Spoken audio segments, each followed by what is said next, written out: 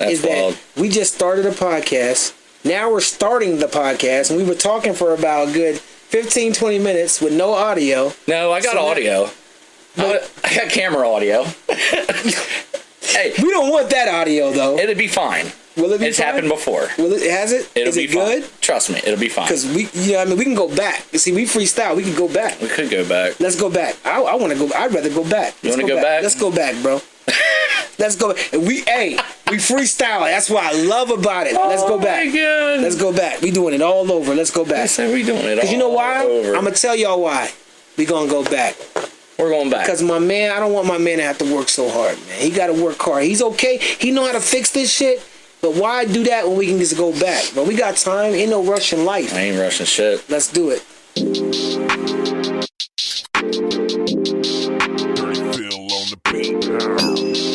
Yes, indeedy. Roaches.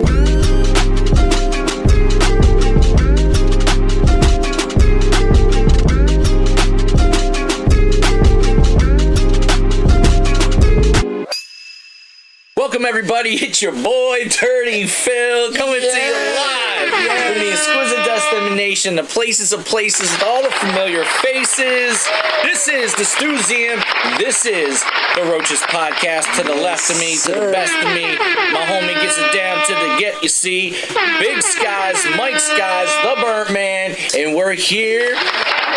And we're back with another episode, and it's the damn Roaches Podcast. Yes. And talk about bleeping, blooping. Bloopers to the bloopers. That's funny, man. Yo, we was just talking for about a good 15, 20 minutes, thinking we recording. So the audio recorder is doing this stupid thing now where it's like, I hit the record, but then it had like an overdub thing, and I never... man, that's crazy. But hey... No harm, no foul. We just started over. At least we weren't like balls deep into the. Yeah. We was getting there though. We was getting there. We was lit up, bro. We was getting there, man. But first, man, this is crazy. We gotta take another shot. See, and you know what? It's some clear. I just took a shot. Y'all know I don't drink. But guess what? Man. I gotta take another shot because we started all over. I don't want my man to have to work so hard. That's crazy. This is the marketing department over here. This is the guy that does the audio, does all the technical shit. This is the marketing department. Man, I don't want my guy to have to work hard. It's gonna be a great episode though, because we got so much to get into, bro. Because it's been a crazy week for both of us. It's been a crazy time. Everything. Boom. Cheers to preparation. Yeah, and perspiration in life. Cheers. What are we drinking? Ooh-wee. Oh, we switched it up. Why am I doing that for? That shit was smooth. Yeah, we got that Whip Pinnacle. Oh, okay, some Pinnacle. That Whip Pinnacle switched up to... listen, I don't do the white. Man, my mom got me on these orange crushes, man. And that's where it started, like... As I'd be throwing shots back, man, she was like, you want a crush? I'm like, what you got? Whip Pinnacle with some ice. And then she uses, like, the Zero Diet Sunkissed. I'm like, orange crush, bro. But today... If you're going to drink healthy. Yeah. But today, since I'm all out of my orange crush, I got the Viking Berry Monster. Okay. And this shit is... What are you going to call it? Oh, is that something you created? I mean, it's technically like it's a crush, but with the Viking Berry and the Whip Pinnacle... You came up with that? Yeah. That's that dirty fire. That's that dirty P right there. That dirty P right there. Dirty P. Man, listen. That's why I'm the marketing department. Right here, man. So give it up to, you know what I mean? Yes, sir. We also, listen, we got the Pinnacle. Yep. Look what we also got. Shout out to the plug, baby. Y'all can see that? I can't feel my face, you know what I'm saying? Shout out to Breeze Trees, you know what I'm saying? Breeze Trees. I got that Jules Santana, can't feel my face. Alright. Hey. Side note. Speaking of Joel Santana, we just had a brand new album drop yesterday from the GOAT himself, Wheezy F, baby. The Carter 6 dropped, and bro, it's getting so much hate. Like, did you see how much hate that this project's getting? So I'm gonna keep it real with you, right? Yeah.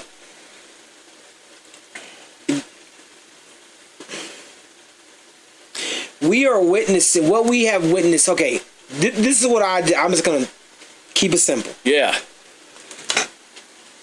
Wayne's getting tore up because a lot of the young generation don't give a fuck about rap no more.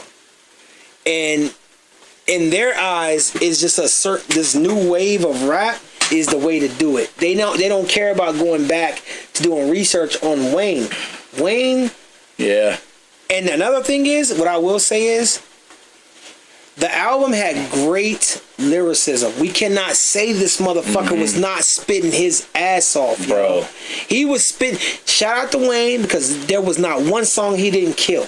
Yeah, but I will say this. This is what I will say. I will say this.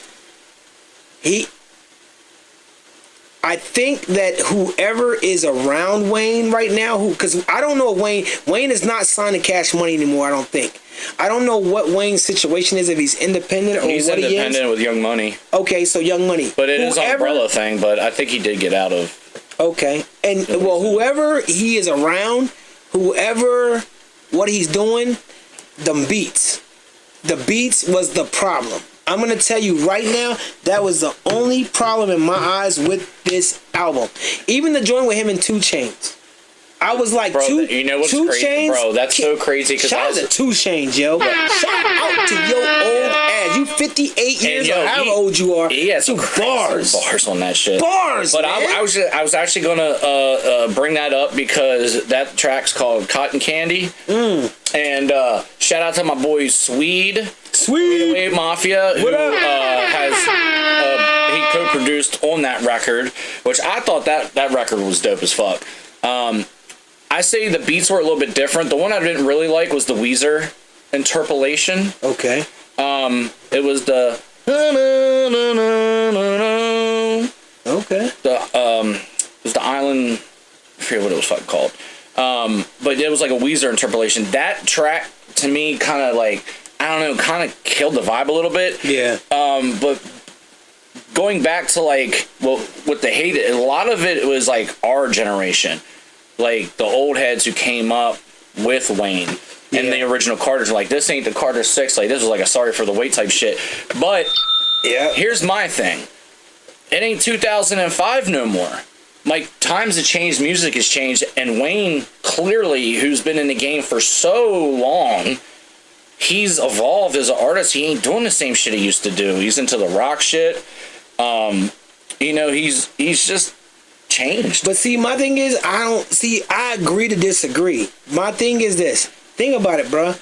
One thing Wayne has over a lot of MCs is what? Fucking lyricism. His bars. Well, what does that convert to in a bigger essence? I mean, longevity. I mean, he's stayed relevant. And consistency. And Bars are straight consistent from the time this motherfucker started rapping to now. Bro, I thought these were some of his, like, craziest bars. Like, if you want to put him, like, for me, like, putting him in, obviously, clearly top 5, dead or alive, like and it's so cliche, man. I see these rappers and they give their list and it's always the same old. The Jay-Z's, the Nas, the Biggies, the Pacs. Well, they are. See, this is where me and Phil clash at with hip hop. Yeah, and that's the thing. He hates Jay-Z. He don't like Jay-Z. And he's stolen so many flows, like, from people. But man, I don't want it to play, but I do want to. Does he have the? Oh, I ain't gonna give me lyrics on here. Oh wait, it might. Hang on. In the interim, why he's doing that? I believe Wayne is still got it. But bro, this is my thing. I listened to the album. I gotta listen to it again. But I'm usually good at listening to one time, and I just feel like those bars that he did were a little bit outdated, man. Yo. It's a little bit. And he didn't talk about nothing much, bro. He didn't. Look, what would have made this album? What would have made this album? No. Just hear me out first. Rapping is rapping. Bars are bars. You got bars. But what the fuck was your message on this album? It doesn't matter. It does. It's a Carter 6. Yeah, but I mean, bro. Look, he should have talked the Super Bowl. Why didn't you mention nothing about the Super Bowl? Because why didn't you mention nothing about Kendrick? You should have said something. That's the thing, bro. He doesn't have to. Nah, he does. Okay. Man. Okay. Wayne's too. So I want to get into some of these bars, but so let me ask you something. We both know. We all know Wayne for what? We don't want to spend too much time on this. We know Wayne for being a spitter, a MC, a lyricist, a bar puncher, all that shit, right? But what we needed on this, okay. I'm gonna tell you what album smashes this fucking album. I'm not gonna lie. And I love Wayne. I told everyone on the block in Hagerstown, Maryland, back when Wayne was like, after you back it up, then stop. Drive it like it's hot. I told everyone on the block on Franklin and Locust that Lil Wayne was gonna be the greatest rapper alive, and they laughed at me. Then he dropped Lights Out, and they shut everybody the fuck up. I'm telling you, the album that would smash this album is Tory Lanez's recent album. What was that recent album he dropped from prison? Who? Tory Lanez. Tory Lanez dropped the album from... What is that? What album? What was that called? Matter of fact, I'm just going to shout out Tory Lanez. You gonna get it on that. Tory Lanez's last album. Yo, this is crazy. I'm high as hell. I know the album name, but this shit right here... Shout out to this right here. Shout out to it. That's wild. Peterson. Yeah, I didn't hear it. Oh my God, you didn't hear it? I didn't hear it. So listen, he recorded these bars behind bars. He sent them all to his mixer and they mixed it, bro. And that's the reason why the album was so amazing. They mixed it with auto-tune, everything from behind bars. He spit on the phone, the whole album. And it don't even sound like he's in prison. And it was the first of its kind. Some people tried to do it, but they didn't do it right. But it was not even about that. It's just the fact that Tory Lanez has so much to say about the case he's going through, about the shit that happened. Yeah, he did have bangers talking about bitches here and this and that, but Tory Lanez got to the point. And I just want to say, Peterson should be put up for the album of the year. It should be, and y'all know it. Y'all know it. All y'all motherfucking real. It ain't even about real. Even the younger generation, they just counted it out because it's a little too deep. There wasn't hit records on there. Like Big X the Plug. Shout out to Big X the Plug. You actually got one of the best verses, like not best verses, but that joint with you and Lil Wayne and Big Sean, I think. Yeah. Oh, dude, Big Sean went so crazy. What? Dude. Yo, shut up. Oh my God. Why doesn't Big Sean? You want to talk about top five for me? Top 10, top 20. Big Sean. Big Sean is. He's definitely up there for me. Wow. Wayne, of course. Fabo. Dude, Fab is just one of one. I would say Fab is amazing. My top five is not everybody's top five. I think Luda should be in. I think Ludacris should be in the top. Like Luda definitely needs to be up there for sure. Luda's in it too. I think we can name the obvious. You know, Eminem and all them and all that. No, we can go into all that. I would put M up in there. Yeah, I would. You gotta put M in there. You know why? Because M will tell a story before, and he can spit bars. M will come with some real, make you visualize something, and it's like the double, triple entendres and just how word plays and rhyme shit that shouldn't rhyme, and he makes it rhyme. But absolutely. I'm gonna get back to the Carter 6. Yes. Just because I gotta get the Roach back out to Weezy. And I don't care what everybody says. Like, from my personal opinion, I went into it because the last couple projects I didn't think were all that great. Like, Carter 5, I didn't think that was that great. Carter 4 was really good. Yeah. And, of course, 3 was legendary. And, of course, 2 and 1. But this one was a little bit different, bro. Like, these bars are, like, right off Welcome to the Carter. Like, as soon as he starts off the beat, bro. That was the best track on the album. Yo, to me. These fucking, well, the Big Sean track, too, with him. I don't know. But he said, I treat sweet, smart bitches like candy, like nerds. I know the feds' cameras observe because the cash is absurd. I mean, the house so fucking massive, I just added a concierge. Ooh, he says, emphatic, I splurge. On Addies, I surge. On Xannies, I slurs. On shrooms, I'm nothing but a fantasizer. The DMT got me thinking like an analyzer. Smoking on a pure L, no sanitizer. Yeah. He said, I'm going to stand behind her and rapid fire. She says this dick a pacifier, a tranquilizer. I still eat rappers. I heard they appetizer. You throw Wheezy on a beat, you throwing gas on fire.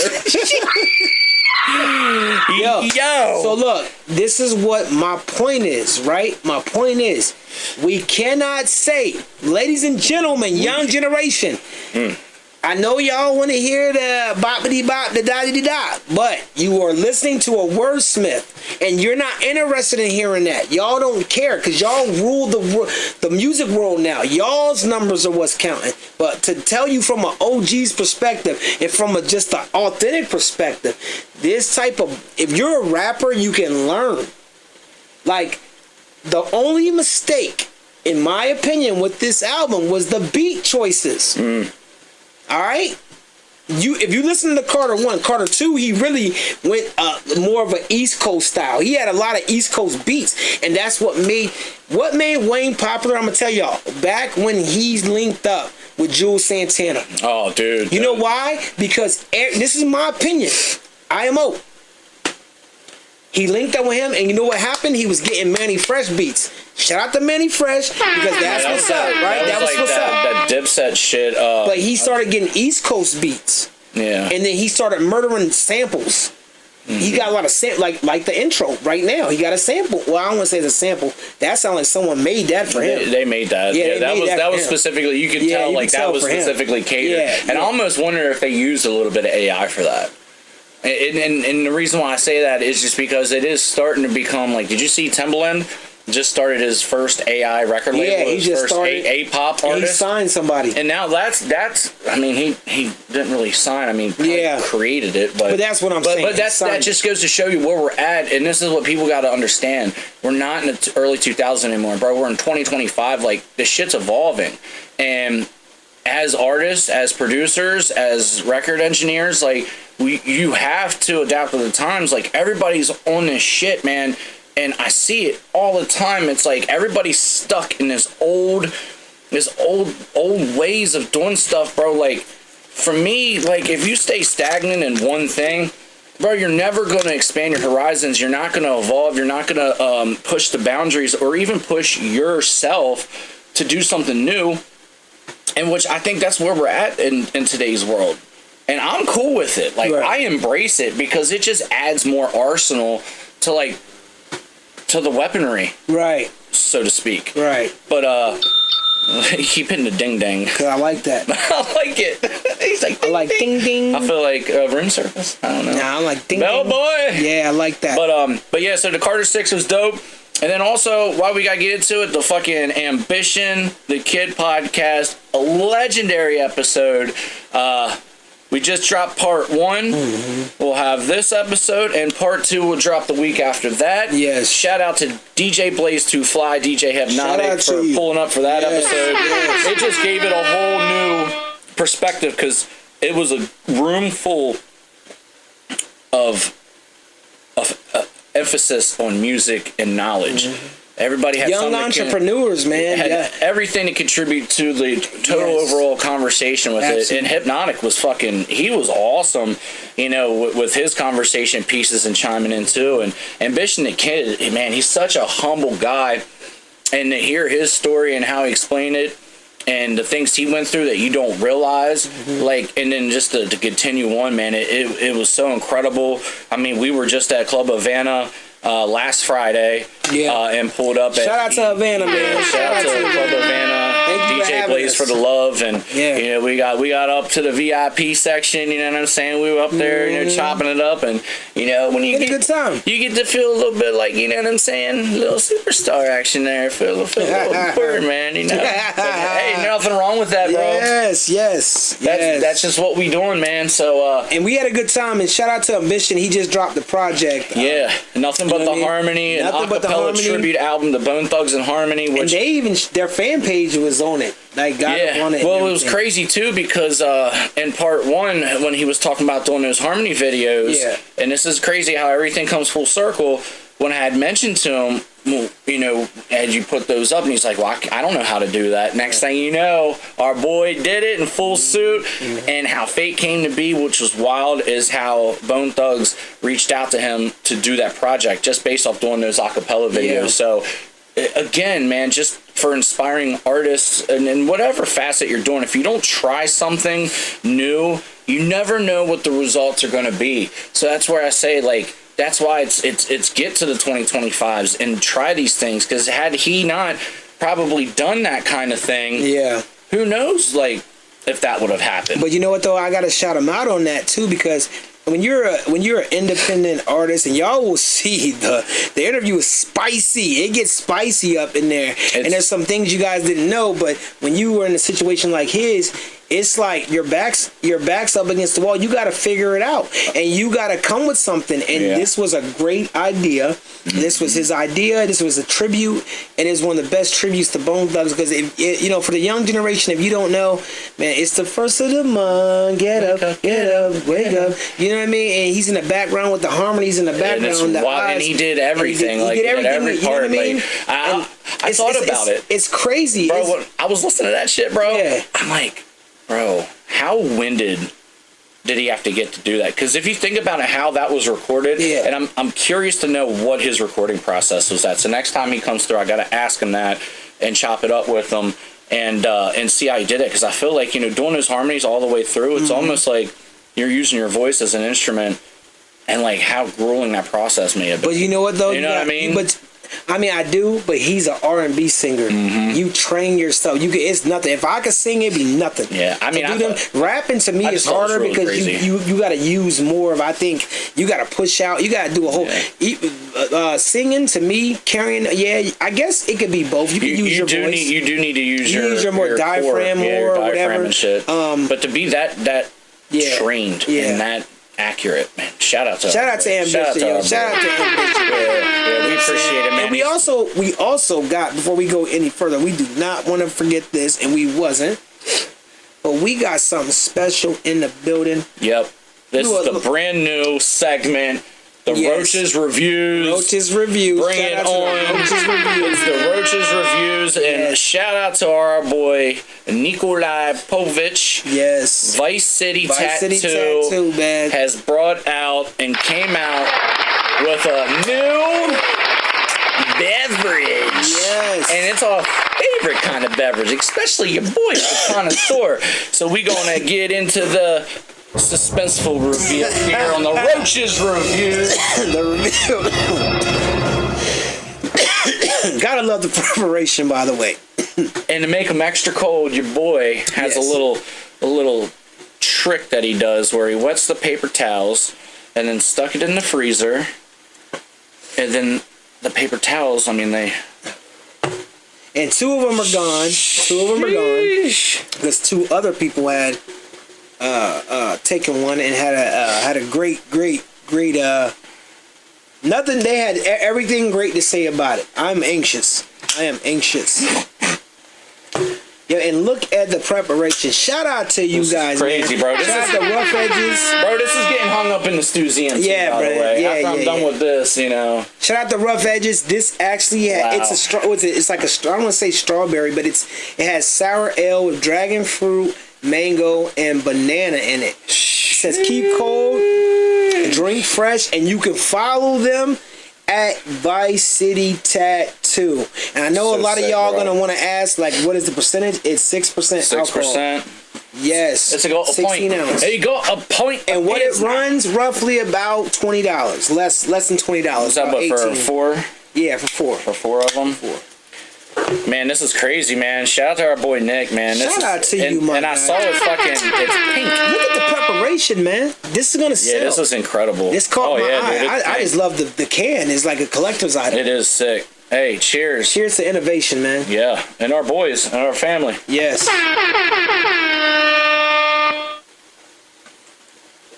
Oh, man. Ooh. Oh, see now. See, you about to trick. See, you know what you did? See, I know you had some black in you. You done put some Kool-Aid up in here. That's what you done did. You know what? You know what? Bro. I'm telling you right now. This tastes like, this is something that people, hold on. This is a sip of the summer right here, baby.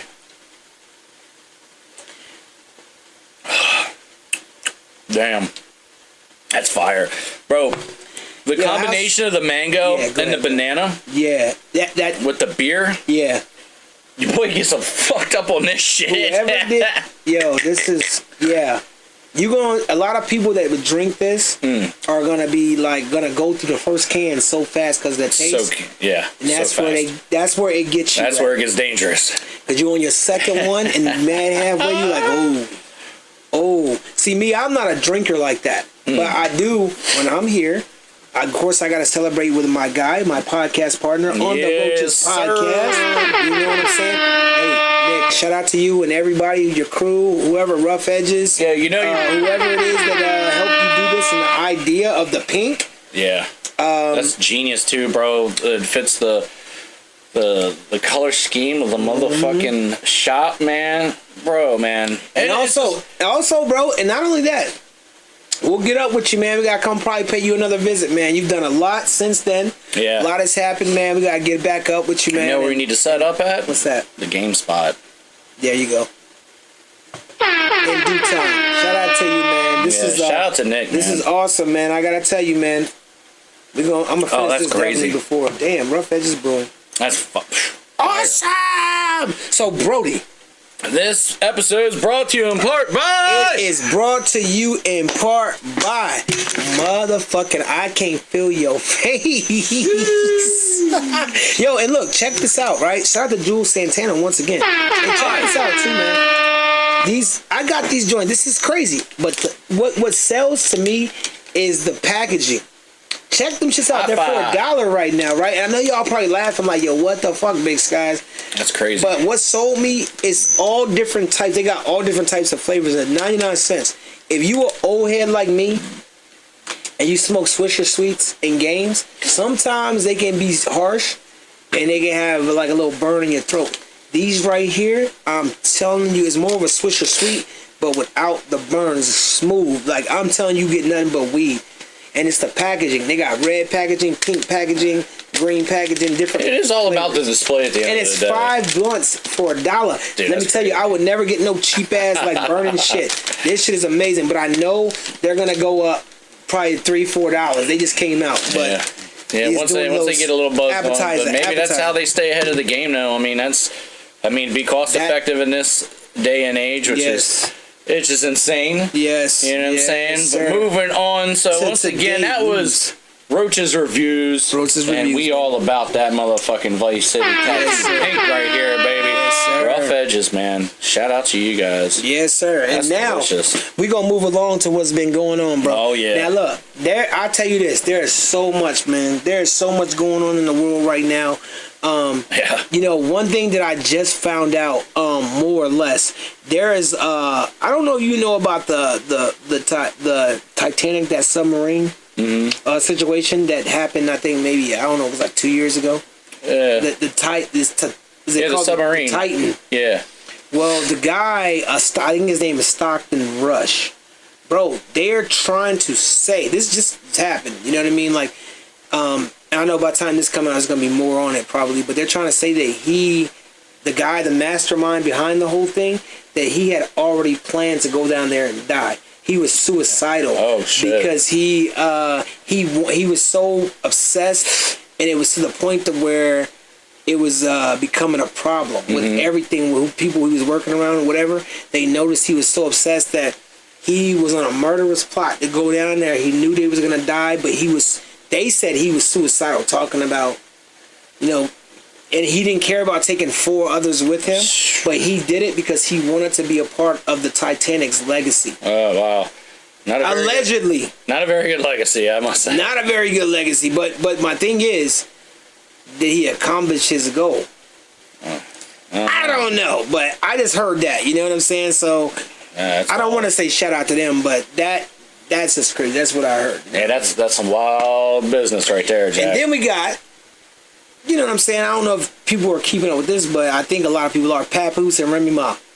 You know what I mean? Papoose and Remy Ma right now. It's crazy. I know the hip hop world, and you guys know. And so for those that don't know, Papoose is a rapper who got signed by DJ K Slay, who RIP, died during COVID.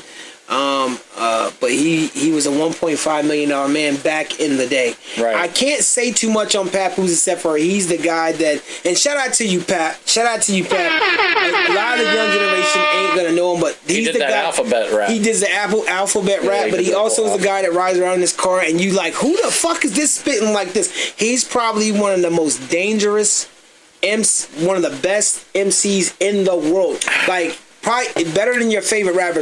But anyway, he got with a girl named Remy Ma. And Remy Ma, if you know her from All the Way Up, Lean Back. She's the female in that joint. Well, before all this, she did 6 years in jail for, I guess, stabbing her best friend. And Papoose stayed there with her. He let his career go. She got out. They get married. They're the face of Black Love. They're on TV. They're on that hip-hop show, whatever it is, Love and Hip Hop. They're leading it. They're blowing it up and doing the whole damn thing. And then they end up finding out that Remy Ma, they said Papoose had held her down the whole 6 years, and Remy Ma ended up cheating on him with a guy named Easy the Block Captain, who is a battle rapper. Doesn't he look just like him? He looks just like him. But it's getting messy right now, and they basically are going back and forth because Papoose is now with the world champion, Clarissa Shields. And shout out to you, Clarissa Shields, because she hollered at me. Yes, I got proof. Yeah, because I support them, you know what I'm saying? But not like that. Not like that. They just like, yeah, she responded to one of my messages, and I thought it was cool. You know what I mean? And I think she does that. She is the type of woman that will read her messages and get back to you and say, hey, how you doing? That's all it was, is how you doing? Thank you for the support type deal. So shout out to her. But he's dating her. She's the woman's boxing champion of the world. Well, Remy Ma stabbed her, or assaulted her best friend. Everyone knows that she'll shoot, kill, stab, or whatever. Did 6 years. Clarissa Shields, heavyweight champ of the world, knocking bitches out. You know what I mean? And it's getting messy right now. And it basically, they were the face of Black Love, and it destroyed everything that we could possibly think of. You know how you follow some, it was just Black Love because it was like, yes, we got two people who've been through it, and they come together, they got married, and it was a beautiful thing, right? And then it's been destroyed because there was a lot of stuff going on behind the scenes, which doesn't surprise me, by the way, because it seems like every fucking thing is falling down.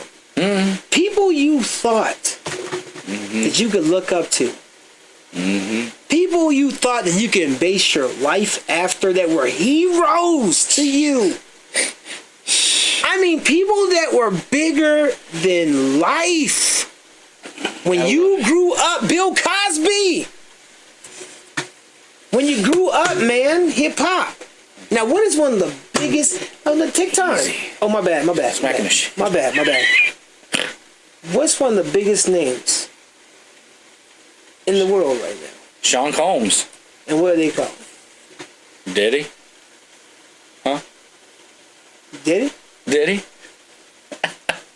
It's very conflicting, bro. There's where you see there's a little bit of light at the tunnel, this shit goes dark again. Like real dark. But dude, it's not a laughable situation by no means, but there's some pretty fucking hilarious aspects to just the craziness of this individual, bro. And I always think it's always deeper, you know how I am, but this whole thing that he's into and what came out, especially with old Buddy, the stripper dude, and with all those interactions with Cassie and everything, dude, to hear the stories and the way that dude told it was so wild. Bro, he was like, yo, man, that shit was... It was hard to... And we're going to get into... So let's get a little discretion advisory here into this. For this part of the podcast, parental discretion advised, because it's pretty wild. Yeah. So there was this male stripper who was, I guess they have a business and it's a bunch of people, and he happened to answer the call the one day, and it's supposed to be for a husband and a wife, celebrating and spicing up the relationship and whatnot, and they wanted to hire, Buddy to come, and, he obviously thought that he was getting into, a bachelorette party type deal. He's going to strip with some peoples and whatnot. Long story short, he pulls up to the spot, and it's just an unknown figure and Cassie, which he didn't know at the time, and he said it was like a $30,000 a night type deal, like illustrious hotel. Yeah. And it was for, I guess, you know, this mother cucker, if you want to call him mother cucker, wanted to shoot a sexy scene or whatever, like some softcore type shit. And he said, bro had on like a veil and then Pooh Bear that shit. Not getting into all the crazy details, but dude said that when they be in, you know, getting into it, and Diddy would, you know, tell Cassie he would direct everything. Okay, now do this. And the old buddy said his peripherals were going crazy and he couldn't really hear too. And he said, dude be just pacing back and just jerking his shit and whatever. He'd be like, yeah, take that. And he said it was weird and it was hard for him, you know, keep, you know, getting it in, but, you know, this shit just kept occurring and it just got, then they finally figured out who it was, and then that's when Diddy just went ball cap. Yeah. No, nothing else after that. I mean, you know, and the dudes, by the way, we're talking about the Punisher, which I know you guys know, whatever. And this is already, I know you guys already know this and everything, but it's like, he's catching some scrutiny, but at the same time, it's pretty embarrassing. I want to relate to him because you got to look at it and you got to say from his perspective. Once he found out who it was, I know a lot of dudes like, I don't care. That's Cassie. It don't matter who it was. I would have been turning it up. You know what I'm saying? I'm like, listen. When you find what he was saying was the realest shit. He was like, look, man. Cause shout out to Cam, yo. Shout out to Cam. God, dude. Cam had us dying, man. Cam had me dying. He said, "Nah, for real, B. He's just like this. What that pussy like, B? Yeah. No, for real, we haul him here." If you think about it, you find out that it's Diddy, because he found out that it was Diddy because he sat down and turned on the TV and said, "Welcome Sean Combs and Cassie Ventura," right? Yeah. He's like, "Oh shit, it's Diddy." So you would think some of y'all be like, "So what? Who cares?" You could say that, but he was already a worker. Yeah, he was already experienced. It just he was but the part of the agreements and shit that was so weird though. Like the night didn't end until he finished. And like the but he kept saying that he kept everyone he was making it. I don't want to say it's contradictory, but he was like he couldn't, because he was like he couldn't get a full erection the whole time. Just because of over the shoulder, he didn't know. You said you heard the rumors. Yeah. About Diddy's was in the guys and whatnot. So he was like, and I feel that y'all don't feel that. Yo, I feel that. I'd have been looking like, what? It's crazy. He said Diddy would be like, yo, move this way, and he would hear be like, I really like that angle right now. I like your butt. He said he had a hard hearing, so he's like, I really wish I could be in him right now. And he'd be like, what?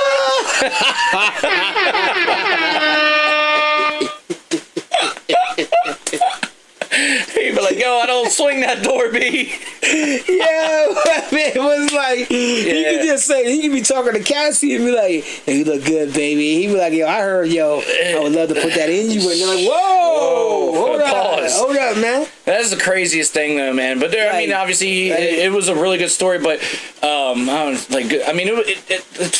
a good story. It's pretty funny. But he did apparently he's got a book out and everything for and his name is The Punisher. And he actually has a interview out with Vlad TV right now, just a new one. And I do want to say because they were asking him if he felt like he was in any kind of trouble or if he was scared for anything, and he was like, I didn't do anything out of the normal. Like I told my story, as is somewhat embarrassing and how the details are. He's like, I didn't say anything crazy. I didn't try to frame him, or he's like, to me, it was two consenting adults who seemed to be in their right mind, and that's just something they were into, and left it at that. It, he didn't seem like he was out for money or out to extort anybody or, cause any kind of this or that. So, I mean, you gotta look at it, with that kind of with that kind of lens, but it has been wild with like the Kid Cudi.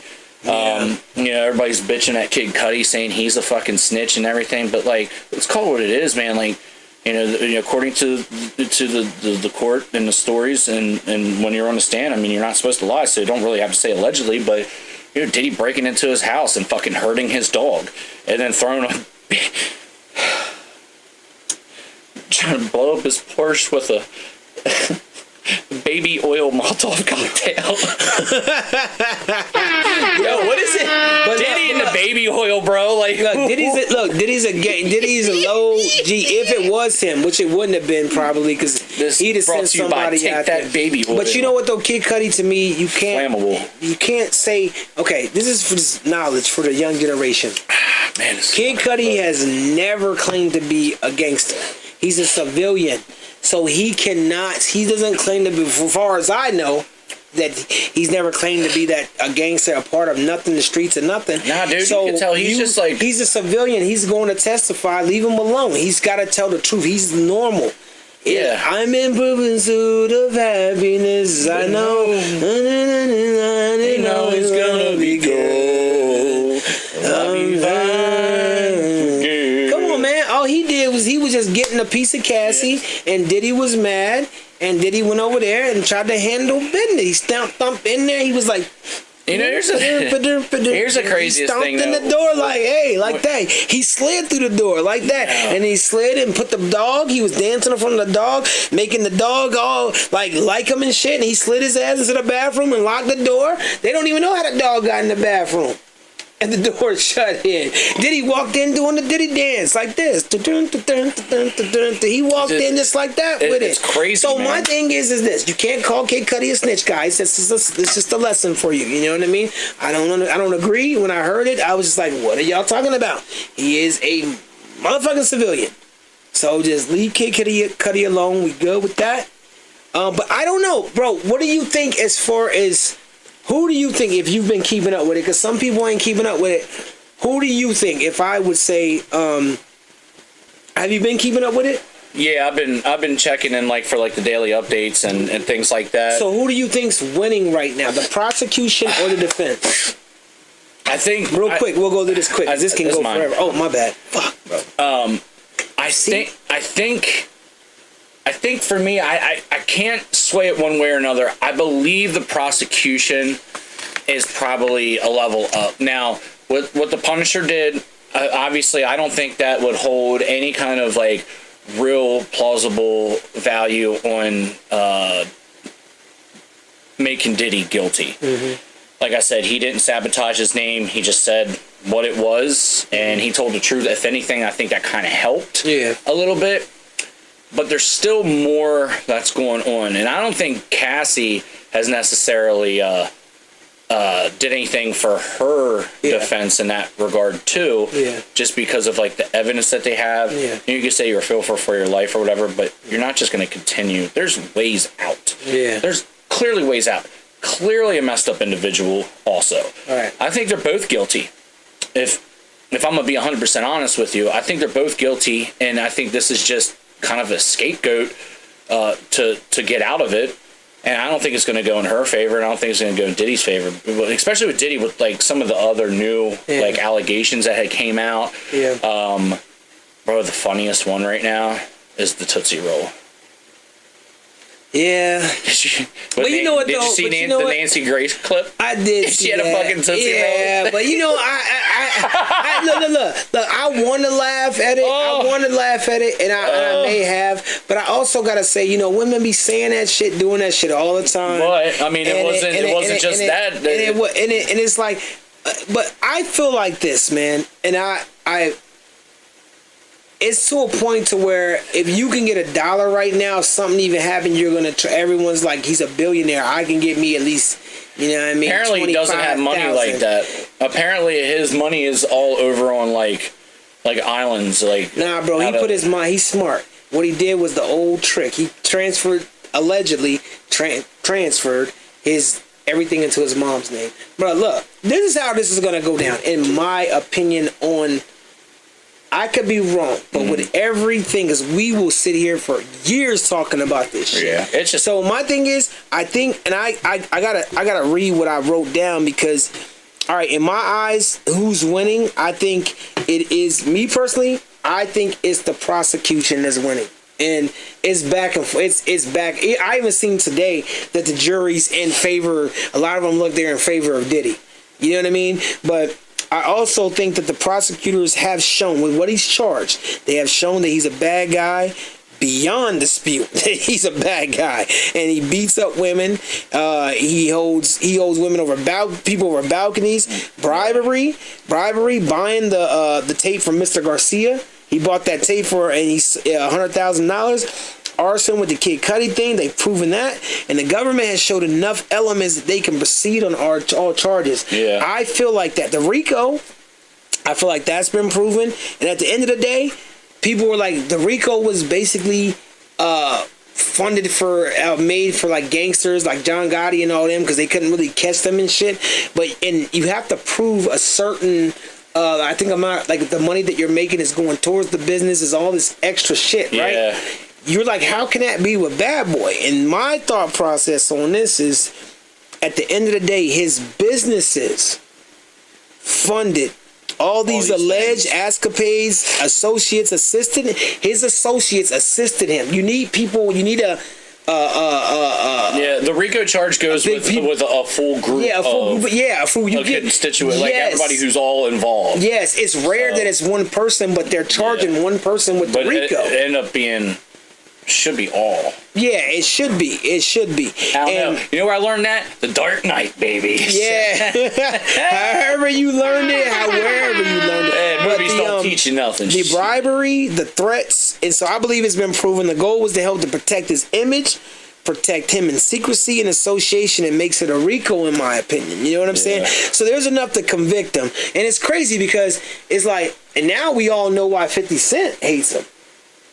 You know what I mean? There's a little love dove that just dropped. Yeah, I mean, I already knew that he was messing with his baby moms, but I didn't know that Diddy, I seen today, was paying her rent still $10,000 a month while she's testifying on him. And she admitted that on court. Yeah, he still pays my rent. You're like, whoa. Like, bro. And 50 Cent, all you seen on 50 Cent page, and I know y'all seen this already, was a lady sitting there and a bunch of hot dogs throwing. They landed on her face. Yo, 50 is a savage. Like 50 is wild. Like a savage. So that's a wild boy. I personally think, okay, he's facing 15 to life. Ooh, that's quite a. Allegedly, we hear that there's a 5-year plea on the table, and he declined it. But you can decline it, but you can still accept it. I think up to the last minute, especially with a person like him. I personally think they're gonna go. They're gonna try to make an example. I don't even think they gotta try, bro. Me personally, no matter what's happening, they proved everything. They've already proved as what they need. He's not gonna get convicted on everything. I don't think so. I'm worried. I'm wondering about like. I think they proved the RICO. Bro. Like I wonder if that shit's gonna come out. Well, they got like only 2 more weeks bro. I don't even think it's gonna go the whole way. I think it's 6 to 8 weeks. So you think there's a lot of people that's gonna just like get by?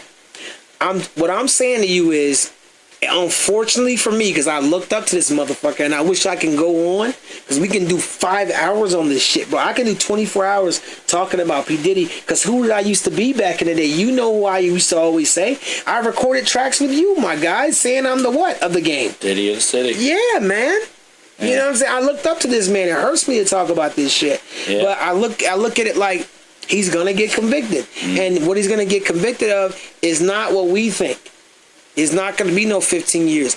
I'm going to tell you, if Diddy don't take that 5-year deal, he's going to do 10 years. But what I believe wholeheartedly, this is just crazy how things work. He's going to get convicted, but Donald Trump's going to pardon him when he leaves office. I don't think so. I think he will. I don't think Donald Trump, I think he has a heart about, yeah, you hit Dan, you beat the shit out of her ass. I know I've done some shit and I've been saved because they were friends at one point. They were at one point they were cool. But allegedly. Allegedly, it wasn't really like a friendship type deal. Could have been a Jeffrey Epstein Island. No, they debunked that supposedly. But well, I don't know, man. This whole thing with Elon Musk that's going on right now. Woo, the beef, Elon. Oh, jeez, man. Yeah, something went down, man. Oh, Elon Muskie which is crazy. Where he ended up, I didn't look into like what exactly happened, but apparently like it was this bill that Trump passed, and then it must have rubbed Elon the wrong way. And he ended up with the black eye, ended up getting that golden key to the White House, and went on about his business. And then old Elon went to the Twitters and said that the Epstein list or the Epstein files hasn't been released. Because, in fact, old DJT is in the files. That, too. But you know what? They also found cocaine in the White House, too. You know what I mean? Biden?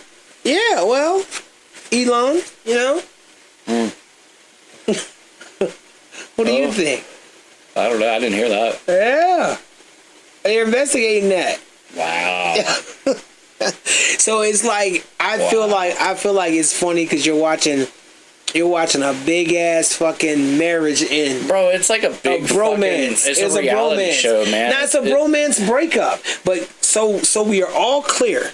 We do understand. Phil and I both, we understand that as of recently that, Elon Musk took down the post of Trump being a part of the Epstein files. Oh, he took it down? He took it down. Wow. We also know Trump, decided to retract a couple of his statements and has been quiet.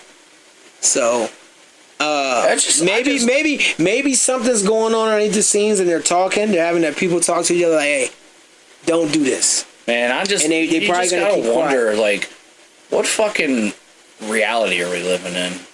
You're in like a parallel universe right now. This shit feels like. I just feel like this. I like it. I like it because it's showing the humanity in them too.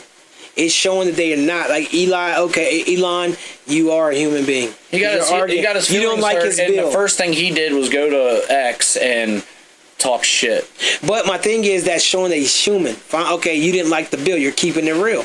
I mean, I'm a human being, but any little because you think about disagreement or argument, I'm going to get it, and I'm not just going to go to social media and.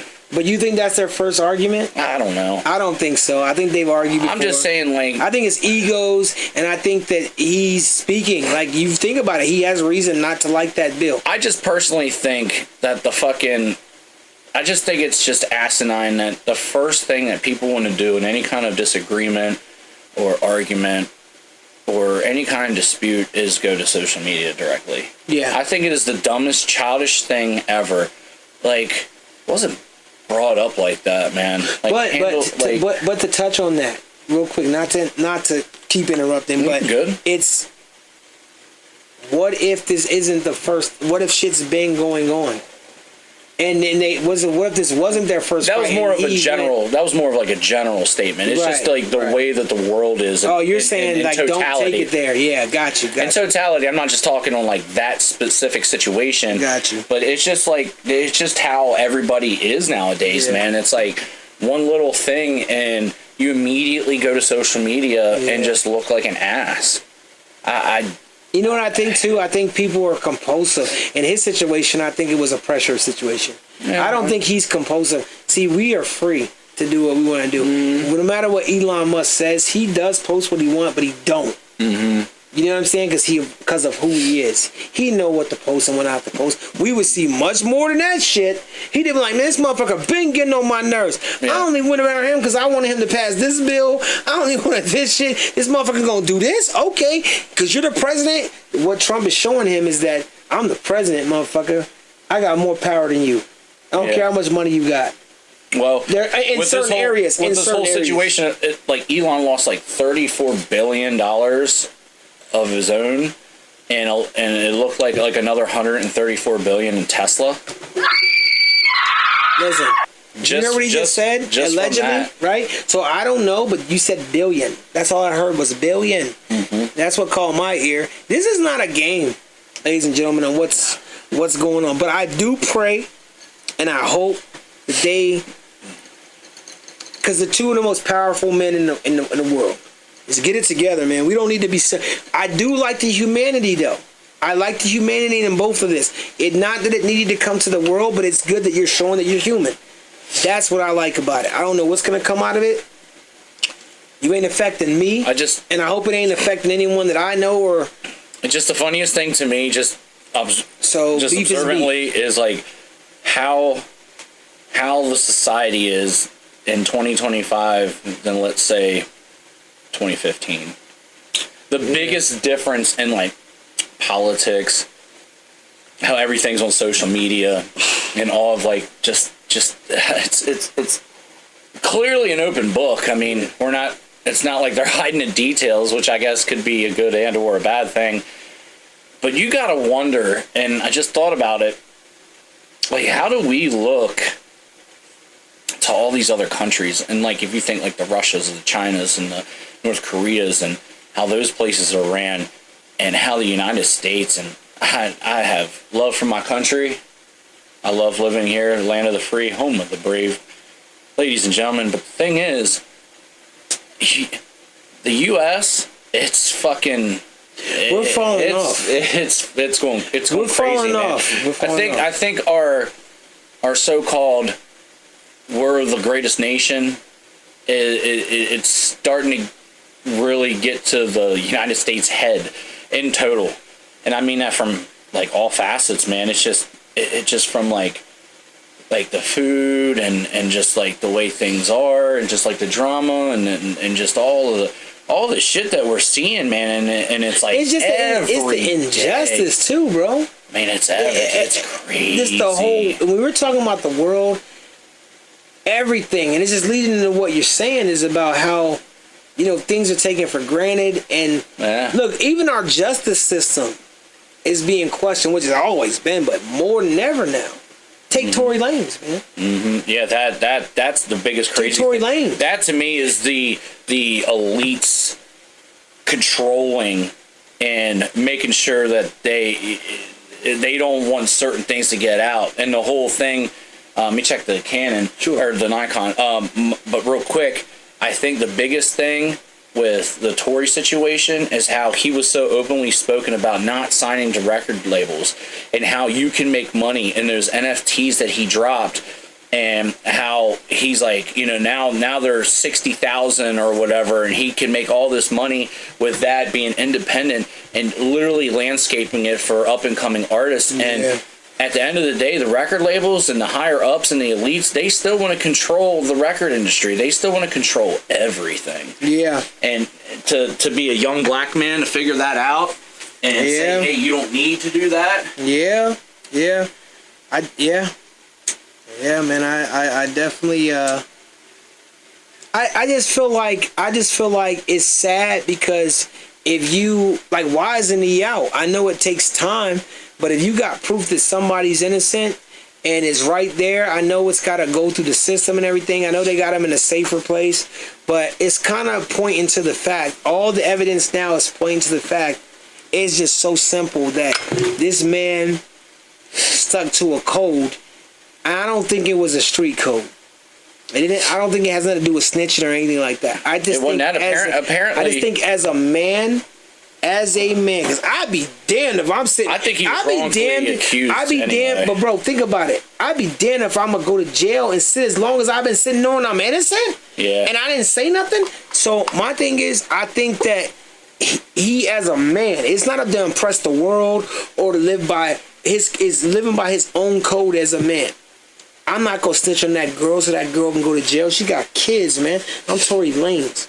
Like, you know what I mean? Like, I don't want to sit here. But I'm not going to do that. Yeah. And some guys have it's a morality behind that shit. Whether you're a good dude or a bad dude or whatever. But the evidence is pointing towards the fact that he's innocent. Mm-hmm.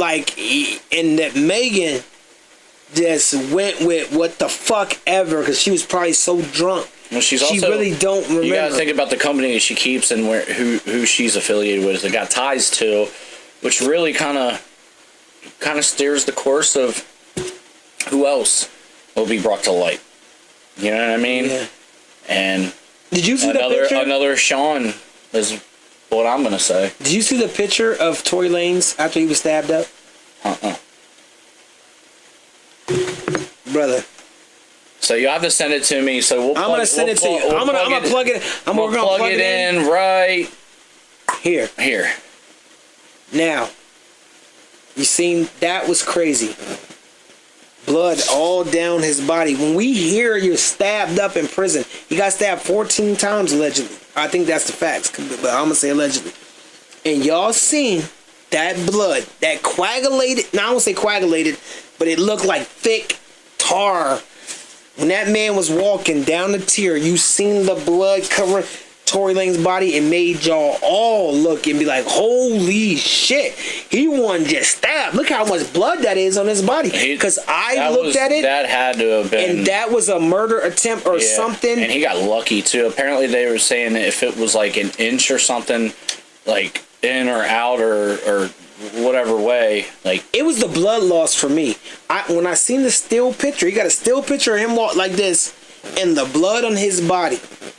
I'm looking like how did he make it?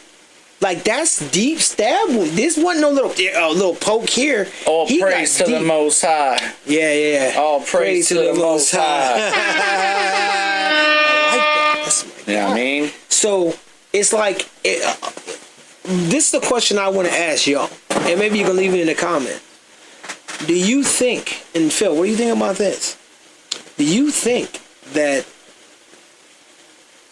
if it comes out that Megan Thee Stallion basically lied, and Tory's in there, and Tory sat in there, pride as a man, taking all this bullshit he's taking right now, and we not to say he just some innocent ass dude in his life or whatever, but in this situation, do you think that when he gets out as a man, I would say, what would you do?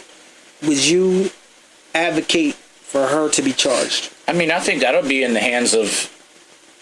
But would you advocate for it regardless? Would you? If they found out she lied, if they found out she lied and Tory was innocent this whole time, cause y'all seen the video fucking tape. She's sitting there in the video like this, face like this. Bow. I don't want to go to jail for this. Was you shot? No, I wasn't shot. You sure you wasn't shot? Nah, that's glass. That's glass. They got her in the hospital. Was you shot? Nah, it was glass. No one shot me. Yeah, but then the reason why he's still locked up, then, if that's the case, that should be immediate release, right? Yeah, I mean that should be something that should be considered. But I don't know. It's neither here nor there.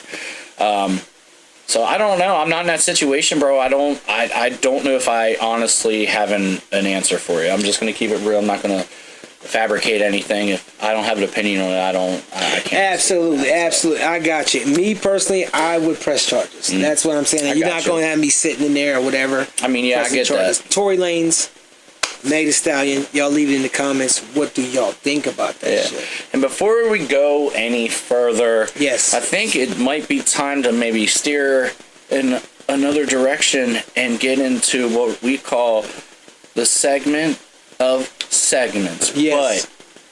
But you know it ain't right if he ain't drinking that natural light, that crisp, refreshing, sipping every podcast session, baby. Roaches podcast, Dirty Phil, Big Skies, we here. And it's time to get into what we call the coup de grace of the podcast. And I know it's a lot of people's favorite part of the podcast, with the craziest discussions or debates with what we call random roaches. And if you've been living under a rock, the Random Roaches is a podcast segment where we take thoughts, questions, and ideas, write them down. Our guests write them down. We ball them up. We throw them into the roach tin. We pick them at random, and we talk about it. Even got some options from you guys, questions from you guys, from the fans as well. What we're going to do is... the audio. Something's going on with the audio? Uh-oh. I think we're good. We're good? Yeah. Okay. Okay.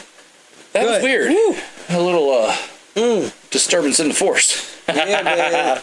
Do you want to crescent the first random roach? Yeah, or? let's go ahead, bro. You want to go ahead? You know what? I think I always do. How about you, brother? Well, that's always right then. Yeah. How about you, brother? You go ahead first. Let Dirty Fiznail get it in for first. I usually go with the yellow ones. But I'm going to do a little... We're going to do a little twisty. But this is different paper. Yep. Let's see what we got. Okay. This might be a little interesting one here. So, first random roach, KFC, Kirch's, AT&T, Popeyes, Bojangles, Chick-fil-A, Wingstop, Buffalo Wild Wings. Which of the following is the best? Damn. Wait, read them again. I gotta do that. There it go. KFC, Kirch's, AT&T, Popeyes, Bojangles, Chick-fil-A, Wingstop, Buffalo Wild Wings. Which of the following is best? Great chicken question. This is the chicken question of the week, by the way. I'm gonna tell you like this. I'm gonna go with me personally. Out of all them choices that I'm most consistent with, I like. It's probably not the healthiest out of them all, but I like the crust. I think that helps. Damn. I got mine. Hands down. AT&T is one, but Popeyes for me is probably gonna be it. Bang. Yeah. I couldn't agree more, bro. Popeyes Season. chicken, in the quote, the great Lil Nicky, Popeyes chicken's fucking awesome. Get in a flask. I said, get an 8-piece, buddy, instead. Yo, the ghost pepper wings. I never had them. Are you like dude. that? Oh, bro, I could eat a trash can's worth of those fucking wings, my guy. But yeah, AT&T is a close number 2, which is wild because it is a gas station. Yeah. But they got the best like fucking food, bro. Like, you know what I look seriously. for? I look for consistency in chicken. And if you want me to be real, it would probably be AT&T for me, the first one. I feel like it's like a home it's like a home thing. cook. Yeah. It's like right there with Popeyes. Yeah. But Popeyes gets the edge because I think just something that slaps. I think, okay, put it like this. Put it like this. If AT&T was able to make the shrimp, the chicken, like if they had that same crust around the shrimp. I think AT&T should do some wings, bro. They do got wings. I've never had them. You mean... Like never had AT&T? Like some wings, like some little wingdings. Oh, wingdings. Yo, that would be... They should start that a box. Like, that would be crazy. So the thing about AT&T, I get that like at least AT&T wings at least twice a week. Me and my daughter. Shout out to my daughter Keo. I love you, baby. Yeah. You know what I mean? Sometimes she's like, I don't want that chicken tonight. I'm like, you up off this shit. Yeah, but I'll tell you, like, not even for chicken. Like, they have like a menu throughout the week that you can get. Like, I think Wednesdays was like chicken Popeye.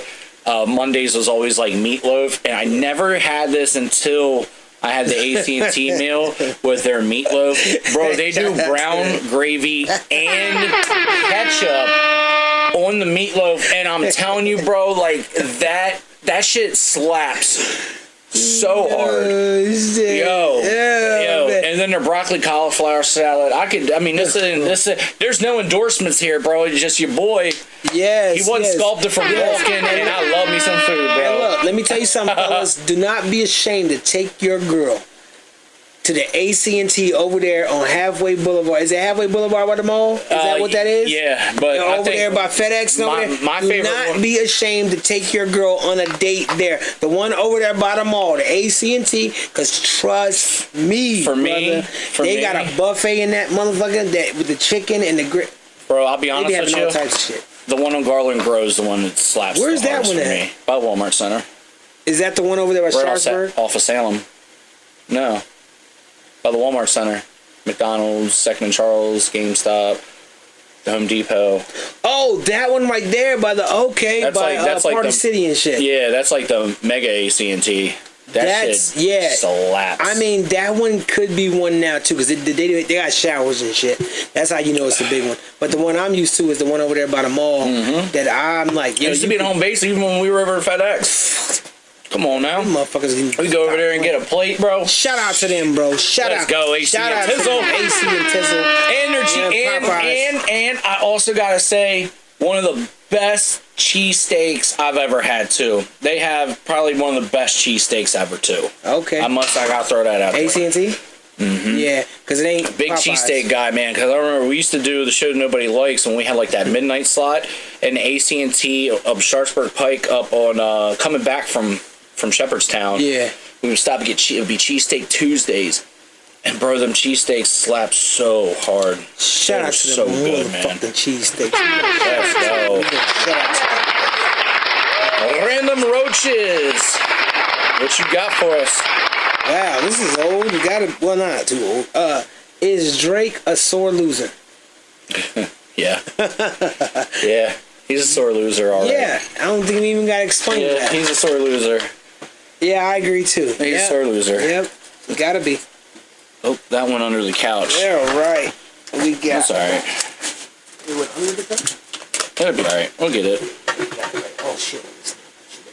All right, so this one right here. Do you believe DJ Academics was in violation of the way he spoke to the other younger podcast / streamer? Who is it? What? Yeah. Do you believe DJ Academics was in violation of the way he spoke to the other younger podcast / streamer? Okay, so for context, future people who write Random Roaches, give me a fucking name. I don't know. Who the fuck is the other now I feel like it got a fucking. Well, I don't know what with that. Google it. I don't. It could have been older. You know, you got to think. It could have been an older thing. That's now because these are. Here, you can do. You want to do another one? Missed. Yeah, I'll do another one. Let's do this one. Yeah, little. Okay. Y'all see how it is with Random Roaches. It's like, hey, it may not all be there. Will Roaches do any fundraising? Yeah, I'm gonna start an OnlyFans. Yo, look. Yes, I would think like this, right? So what you guys got to understand is with any business, you got to grow. And I see a lot of people trying to jump into that shit as soon as they start. But if I'm a fundraise something for something, it's going to definitely be for a cause that is definitely that we care about, that we have compassion for, and that we will put our all behind. And when that time comes and we're able to do that, we definitely will. We're just keeping it real with you. We're not just gonna do. Now, if we get involved in something that's established already, then that's another facet of it. But for us personally, I think I speak for Phil too. It's like when we get to that point, you will see more of us. I.e., Gillian Wallow, like stuff like that. You know what I'm saying? When you get to a certain point. Yeah, you get to a certain level. Now, for our own personal monetary value, I mean, not something that we would just, like a GoFundMe or shit. But, I mean, shit, you as the audience, if you enjoy the Roaches podcast and you want to support, I mean, you can do things like send stars on Facebook. You can always make a donation or something if you want to support the podcast. We ain't going to be, objective to that, but we're also not going to sit there and ask for free money from anybody. But at some point, you guys would know what it is. It's about donations. It's about chat. It's about the super chat. It's about all that. We got a super chat. And we will get there. We got Billy Goat 422 with a super chat. And the craziest thing is you guys have no idea what our lives are like off this camera. Mm-hmm. So there's things that we do that keep us busy during the week that but we've learned to work past that as well. Mm-hmm. We're just older. Yeah.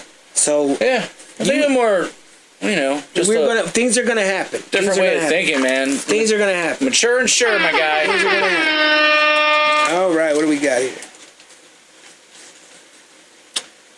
Movie recommendation. Movie recommendation. Zzz, like plurals. Zzz. You do 2 and I'll do 2.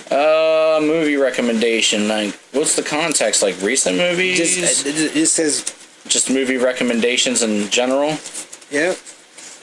I'm thinking about something that I recently watched. It don't have to be nothing. I don't think it has to be any other day because I watched a couple. I was like, oh wow, because I'm a movie guy. I'll watch. That's my downtime. Recommendations has 2 M's, by the way. Whoever wrote this. All right. I see a lot of people actually do it with 2 C's. He wrote it. You know he wrote this shit. If it was in red, you could say I did. Cap. Look like a female handwriting, but anyway. Fucking cap. And ain't no females up in the stookie. The stoo's in. But anyway, movie recommendations. I'll tell you what. I'll give you, like, if you want like a mind fucking blown movie, Green Inferno. Oh hell! And you gotta do that with it. Green Inferno is a wild movie. See, Phil trying to send y'all. Okay, put it like this: y'all better, when you watch this shit is gonna take you. Put it like this: it's what happens in the world, but this shit is gonna take you into a different insight on life and the things that can happen if you allow to put yourself in places you should not be at. Mm-hmm. You know what I mean? That's how I took it. Or get involved with shit you probably shouldn't get involved with. You shouldn't get involved with, even though you mean well. Every action has a constant and instant reaction. My man was like, anyway. I'm like, oh. Actually, I'm gonna hit with 2 more. Yeah. Another one's a really good one. It's more of like a docu-movie. As Above, So Below. It's a crazy great movie. Okay. It's a little bit of a mind twister too, but like it's basically As Above, So Below. You kind of get the about going down catacombs of the Vatican and going even further down towards the gates of hell. What's it called? As Above, So Below. As Above, So Below. So Below. Yep. And then I would say another crazy fucking movie, bro. Old. Oh, M. Night Shyamalan. I didn't fuck with that one. Dude, that movie was fucking wild. I thought the concept was good, but you know, M Night Shyamalan, he's a hit or miss. And the reason why, because he's deep. His movies is deep. I thought that one, like, from the concept was full great. Aspect of it, like, it like, the way it jumps off and it sends you through, like, this journey, and you think it's like one thing, like a vacation to get away to, you know, amend relationships, and then you come to find out, like, and then at like the very end, you gotta watch this shit, man. He's a genius. That's like that. That's a fucking nuts. That's a nuts. You know, he did the movie Signs with Mel Gibson. That was his best fucking. Signs movie. Was pretty wild. But you see how in depth he is. Like that whole movie was. It was about your faith. It wasn't about the aliens at all. It was about your faith in God. Crazy. That's all it was about at the end of the day. Those your 2? I gave you 3. Okay. I didn't do any comedy movies, which is ironic because I'm a big comedy guy. You're usually into that, yeah. Yeah, I love me. There's too many. But I give you Dirty Phil's like Secret 3, I would say. Is like kind of like. That's what you watched recently. Or you just popped in your head? They just stand out. I did watch Old recently. Yeah. And then I've been wanting to watch both Green Inferno and As Above, So Below. So that's why they were kind of. I've been wanting to watch those. I think that was on Netflix at one point. I don't think it's on there anymore, but it could be. What? Could be Green Inferno. I can't find it right now. It was on Netflix. They might have banned that shit from TV. I don't know. That's how crazy it was. But yeah, just shout out to them. I got. I was thinking while you were talking. I didn't have any, but I got 2. I got Blink Twice with Channing Tatum. Blink Twice with Channing Tatum. Crazy movie. I just watched that one. Oh, wow. That shit was wild. Wow. You thought, anyone that's thinking about the P. Diddy cases, this is what made me. They had to have made this movie after Diddy. No, or not even just Diddy, just what happens in Hollywood, fucking period. Holly weird. Or business. Yeah, this was by far, and Channing Tatum. Wow, great job. It was great job. Yeah, that movie was insane. Like, it was really, really good too. But yeah, you're exactly right. That is the type of shit that goes down behind the scenes shit when you got all that money and you can do whatever the fuck you want with it. Yeah. What old fucking Haley Joel Osment? I don't know her name. No, it's a guy. Oh. The dude from Sixth Sense, the kid, Haley Joel Osment. I don't know. He's the portly little fella in there. Is he? Mm-hmm. He's in it. Holy shit. It's a wild fucking movie, dude. If y'all haven't watched it, yo, check Shannon Tatum. Yeah, Blink Twice. That's a Blink Twice. Good fucking movie. And then The Gray. The Gray with The Gray. I've got a certain set of skills. Yes. You said skills to get you. What is his name? Fucking The Gray. Oh, if you like plane crash movies and fighting wolves and shit in the wilderness and all that kind of stuff, I forget his name, but he's in Taken. All the movies. He's in Star Wars, the new episodes. Yeah, he's in everything. Yeah. He's gone off of the rack. Liam Neeson. Liam Neeson. Shout out to Liam Neeson. He was in Wrath of the Titans too. I didn't even know that. I'm like, yo, that is it. This man doesn't stop. And he works non-stop. But yeah, I watched The Gray. There was another movie I watched on Netflix. It had Chris Pratt in it with these robots. Yeah, I thought that was corny. It was about his son. I kind of liked it though. It was like his name. His son is a name. It wasn't his son. It was something AI maybe. It was like robots that became companions but became like free thinking. Yeah. I can't say it was corny. It was good because how the movie was and how it was dope. It was a lot of money put into it. I thought it was cool because Yeah, I love Chris Pratt though. Like that's my guy. I think. Yeah, Chris Pratt is a great actor. But yeah, the Peanut Planners, man, I thought that was kind of funny. And the chick from Stranger Things. Yeah, that was a good fucking. Yeah, it's good. Great question. I'm gonna go ahead and pop off this this yellow paper here. Oh, we know that's old. What's the best era of hip hop? Bang. What's the best era? The best era of hip hop. I'm gonna go the early 2000s. I'm gonna go early 2000s. Till. Hell yeah. Till 2010.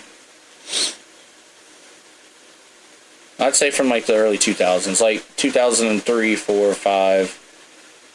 2006, 2007 for sure, because that's when Wayne was fucking killing everybody.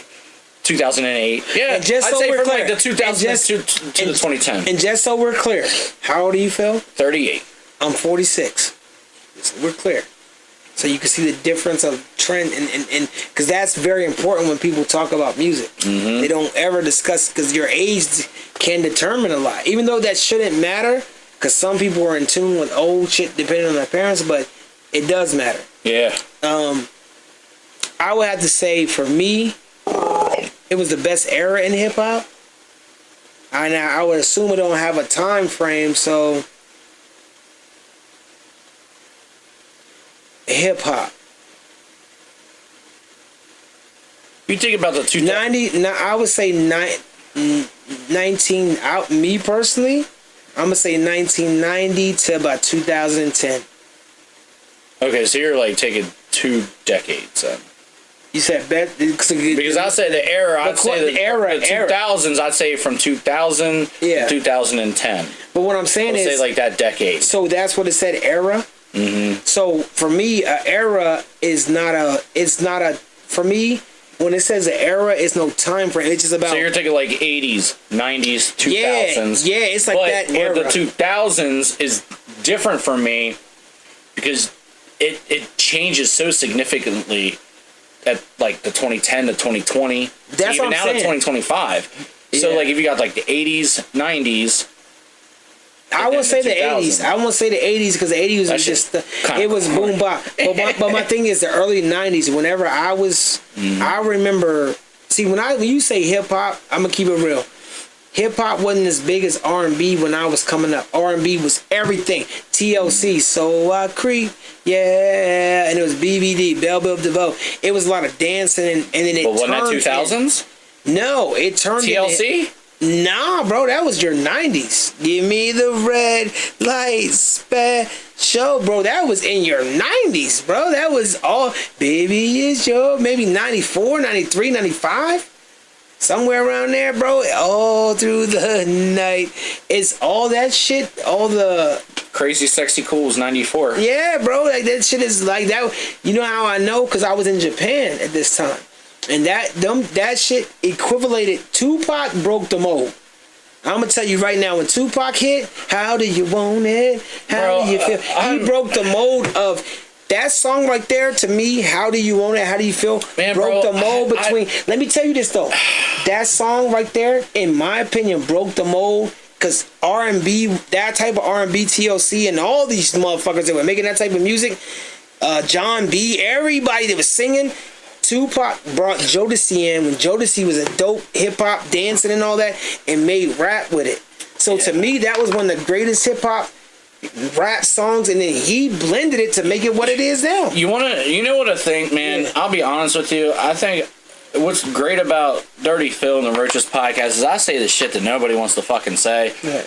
In my opinion, is a little fucking chaotic. No, it's not. It's just what it is. Your opinion, your opinion. For me, I don't believe in Tupac. Okay.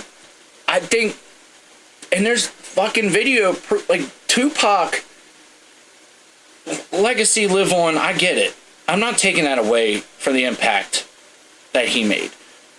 I feel like he was a plant, dude. He was made. He wasn't authentic. If you see early videos of Tupac, he was very feminine. Talking about he wanted to be an actor. They turned him into Tupac. Tupac was just Tupac. He was in what's the group? Mm-hmm. Not 2 Live Crew. Fucking. I know what it is, but I love the fact that he's saying this, y'all, because was it Max Hit Factory or some shit? Mm-hmm. Fuck, man, I can't think. The Humpty Dance. Yeah, well, the Humpty Dance shit was that. It was that group though. Like that's where he started out, and he won no Tupac then. Yeah. And then you see videos of him, and he was like, "Well, I would be an actor, and I can do." And the way he's sitting, the way he's talking, it wasn't not Tupac. Yeah, one Tupac. So let me capitalize on that because that said a lot, right? So, is it It is. It was back then, but so why do you think people don't talk about it like that? You know why? Okay, so I'm just gonna tell you like from my personal living through it, because even though you didn't live through it, you still can have an opinion, right? I feel what you're saying. So just because a person was raised, or just because a person not raised, but they presented themselves like that, I see what you're saying because I know what video you're talking about, and I know exactly what you're talking about. Tupac was a backup dancer for Humpty Hump. That's how he got his first breakout. He was a backup dancer doing all this. Back up, jump, bumping, and boom. But then he wasn't even a rapper like that. He just ended up rapping one day. Yeah. And it came out to be great. But that doesn't mean, look, some of the gayest dudes in this world are the most gangster motherfuckers that will blow your goddamn head off. I mean, it has nothing or fight you and not have anything to do with like the sexuality aspect of it. Absolutely. And I get the impact he made in the hip hop world and the legacy he left. I'm just saying. All I'm saying, he merged hip hop and art. In my personal opinion, he merged hip hop and R&B. Like "Dear Mama" is one of my favorite songs ever. Yeah, I used to listen because you got to figure, dude. When I was growing up, all I grew up around was karaoke and DJing. Mm-hmm. And my brother's dad and my mom, dude, from a tiny kid, I was there. The DJ shows, traveling, doing the karaoke shows. That's ultimately where Dirty Phil kind of came from, bro. I was so exposed from a very early age to be in front of crowds and performing, and then doing the karaoke shit. You know what I'm saying? Yeah. And you know that was me. Like I grew up in that shit, so I heard all music. Right. Country. I don't like country, but I grew up listening to country. Right. You know, from the Ace of Base to the Boys to Men to the motherfucking Eminems to the fucking dude, every era, like the old Quad City DJs, and my mom did step aerobics, and it was like the jock jams. Yeah, bro, remember jock jams? Them bitches slapped, bro. Yeah, when that was like that 90s, like that techno upbeat dance type shit. A collaboration album of all the best hits, right? Like jock jams, like they had, like, but it was like the craziest DJ mashups of like all mashups. Mashups. So, dude, that shit was ahead of its time if you think about it. Yeah. That's crazy, but yeah, let's get into this next roach. Is it you? Yeah, it's you. It's you, isn't it? No, I believe it's you because I think I read the last. Mine's best era hip hop. Oh, already? Okay. I did, so I shouldn't read another one. I thought I did the hip hop one. I don't know. It's all good. Random roaches. Random roaches.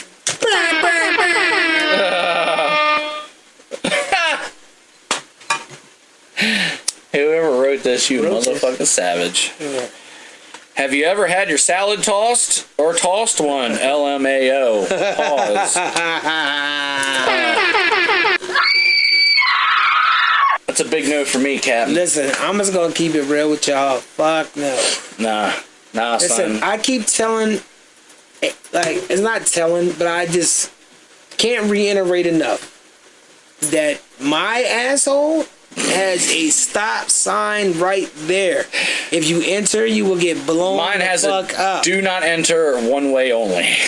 Yes, stop. It's a policy.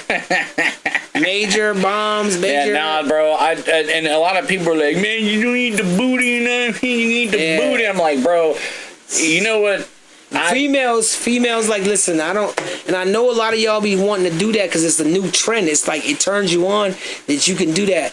I don't want no. There's like nothing. I don't want no. But look, this is what they say, right? Y'all, they say don't knock it until you try it. I've had my boys say, listen, dog, and I know they would never do this shit because they just like me. My man told me the other day, he was like, listen, bruh, oh my goodness. You don't listen, bro. You gotta do it. You gotta let. I'm telling you, bro. It's some shit. I'm like, listen. I don't even want to hear no more. He's like, you not understanding what I'm saying. I'm like, I don't want to hear no more because I'm not. I'm not. Even if it felt good, he could do it one. I'm not into that. That to me is just like one. I'm not an asshole guy. Yeah, even sexy with females, I'm not that. I did it one time back in the day, and I was like, oh. I'll tell you what. I wanted to throw up because I'm like, you not. Bro, I ain't never. Penis is not supposed to go. Yeah. I can't say that. Like it. It's just. I'm not against it, but I'm just saying I can't personally perform if it's going that way. I ain't never eat the booty like groceries. Nah, I can't say that. Sorry. I will not say that. I can't say I ain't never ate the booty. I can't say that. I know, you know what I'm saying? I'm good. Because I'm a female, you know what I mean? You gotta know what to do. You gotta keep it, straight. And then sometimes the tongue might go down. It might, you know what I mean? If you with that, you know what I mean? I got a little freak in me, but you ain't touching my shit. That's all I'm saying. You're not doing none of that crazy shit. Talking about just trying. Let me take my fingers up there. You get off more. Your prostate. Let me touch it. What? I don't want to sit there. Listen, it's the holy of holies. No, thank you. I have a problem with having my legs up like this. It mean like like a bitch.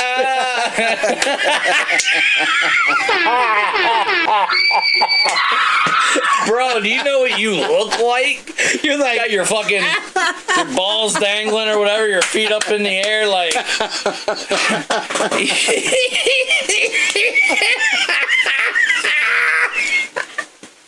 Like, hold, let me get these out the way real quick. Just throw them to the side.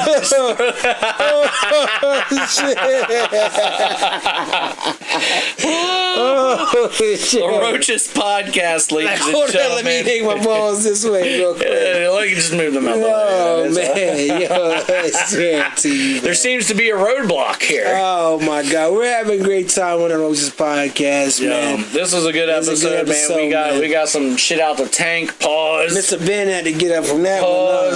He said, Ben. Oh, hell no. Shout out to I Can't Feel My Face. Shout out to Breeze Trees. Shout out to the Vice City Tattoo Pink. Vice City. We're done with them, baby. Rough Edges Brewing.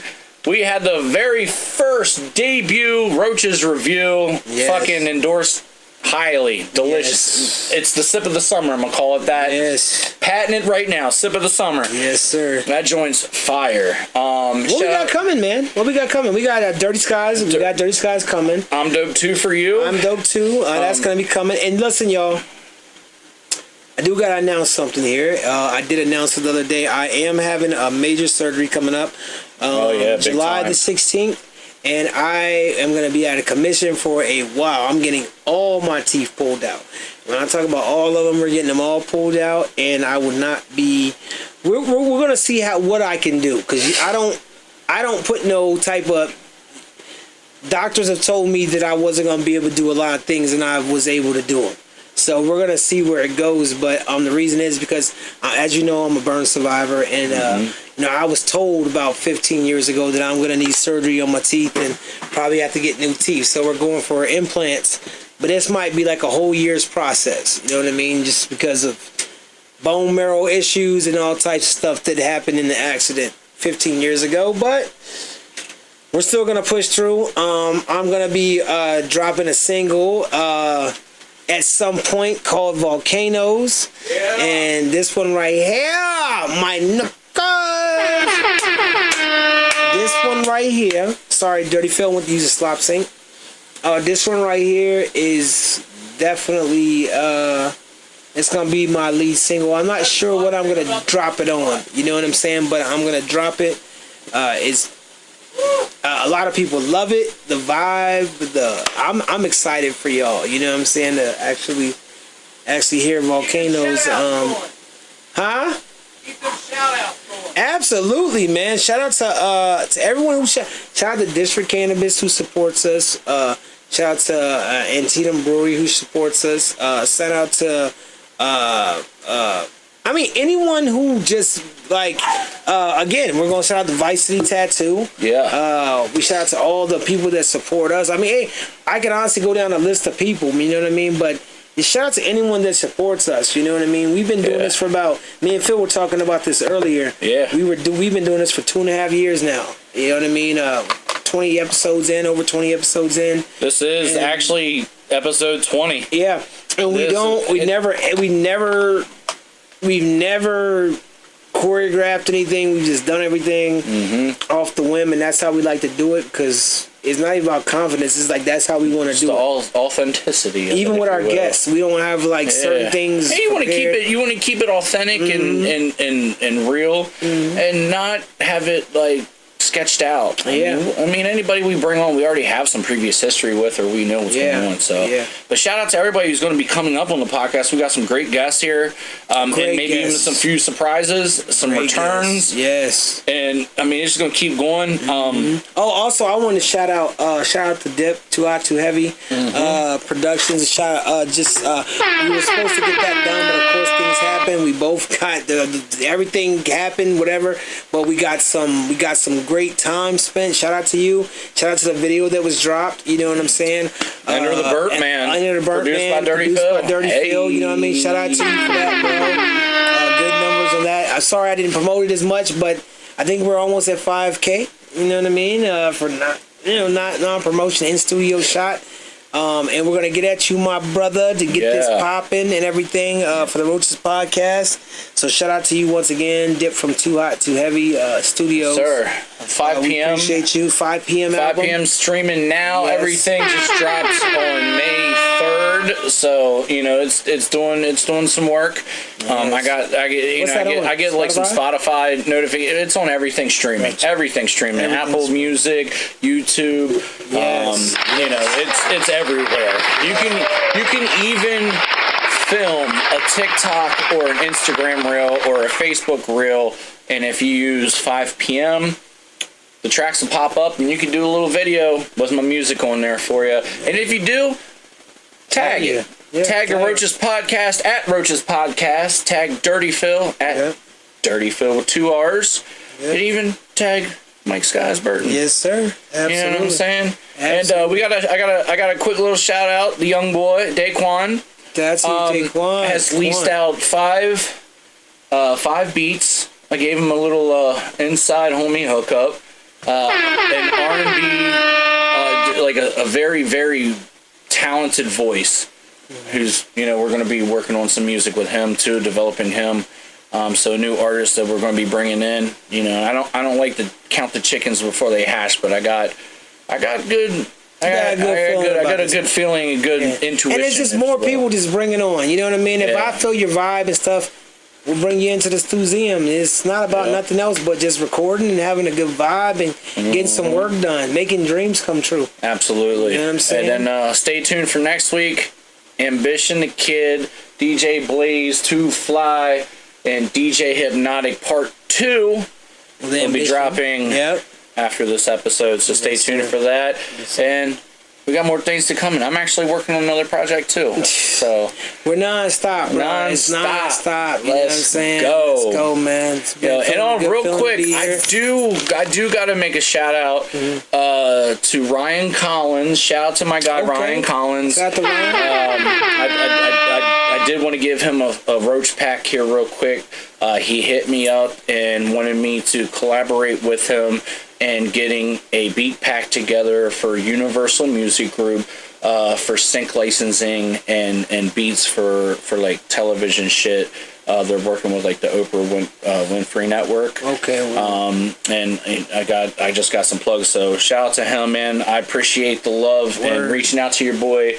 And we were able to lock that in. The agreement said, let's just say the business has been completed. So that's fire right now. Hopefully we can get them up on here, man. You know what I'm saying? Yeah. Talk about it, get it in or whatever. You know what I'm saying? It's crazy. And then I do, on a side note, got to give a shout out to my boy Law, opening his store, Hagerstown Vintages, downtown Hagerstown, bringing another commodity to the city, nostalgic Hagerstown vintage stuff, like historic old vintage toys. I got me some stuff from my childhood that I never thought I'd have again. So we just want to show love where love is due, and you know we appreciate this is the culture. This is the culture, and it's time. We got to show love, and you know what I'm saying. And shout out to everybody doing their thing too. And hopefully we can all collaborate, with the other podcasters. Yeah.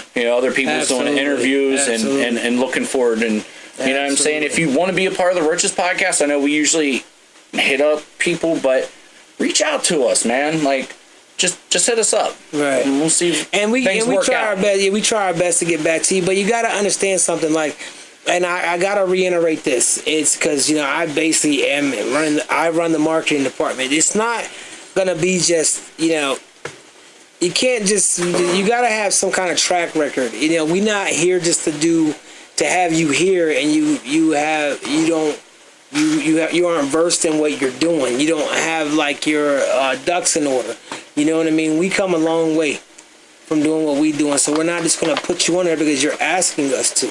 We have to see that the consistency, and it has to make sense, for you and for us. Mm-hmm. Now there will be certain situations where we just know somebody's just certainly talented, and they like Quan, they're talented, and you want to help them out or something like that, and we just reach where we can reach. It's not nothing that we try to overextend or anything like that.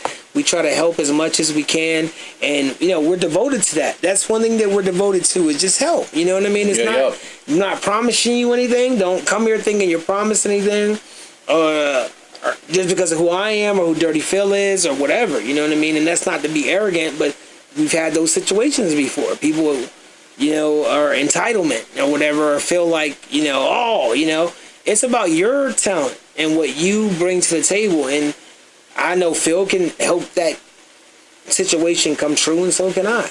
Where it goes from there is kind of up to you, to get it past that, if that makes sense. You know what I mean? Yeah. So, I think it's time to put a ribbon on this roach pack here. Yes, sir. Bro. I'm about to roll up again. Yes. Vanilla. I'm about to turn on that Carter 6. I might do the 5 p.m. Yeah, I like that. And a matter of fact, I might do the 5 shit. p.m. Yeah, me personally. I had to open up the Pro Tools. You know what I mean? It's the Roaches podcast, ladies and gentlemen. It's your boy Dirty Phil, Big Skies. Yes, sir. This is live from the Stu-zeum. Yes. The places of places with all the familiar and unfamiliar faces. But like Olive Garden used to say, when you're here, you're family. Roaches podcast. Yes. We did it again, another episode. Yes. And there's only one phrase left to say. And we are out.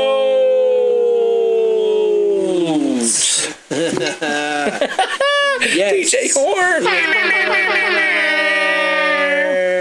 That's the only thing I missed. I knew I was missing something.